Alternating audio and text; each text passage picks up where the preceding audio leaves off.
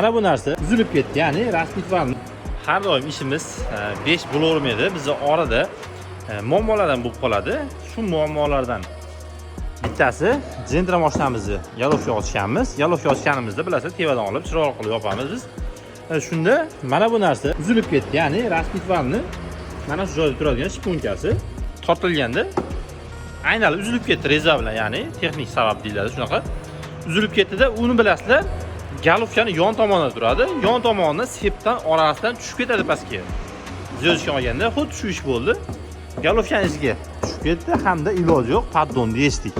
Mana shu oddiygina kichkinagina narsani siniqni olishlik uchun paddonni yechib, endi paddonni ichidan chiqarib, endi buni tayyorga qolib ketsa ham bo'ladi. Pastga tushganda ziyon qilmasligi mumkin, lekin buni motorda tavakkal qilib bo'lmaydi. Ozgina detalli hisobiga shunchaki katta rasxodga tushishimiz xohlamaymiz. Ozgina vaqtimiz ketyapti, lekin ichidan olib mana boshqatdan endi yuvib tozalab, paddonni yopib, galovkalarni remont qilib, chiroyli holatda kuygan klapani alishtiramizda, qolgan narsalar qoladi. Klaplar xuddi shu raspitvarlar joy yig'ib, saroshka plitaga qilib qo'yiladi. Nima demoqchiman? Har doim ishimiz bittaga o'xshavermaydi. Bizda ham ayb bor, biz ham banda, biz ham adashamiz.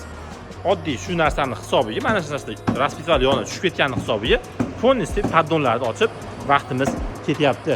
Shunaqa onda-sonda mana shunaqa melik-cho'p kichkina narsalarni tushirib oladigan ustalarga jo'natib qo'yishingizdan chiqmasin.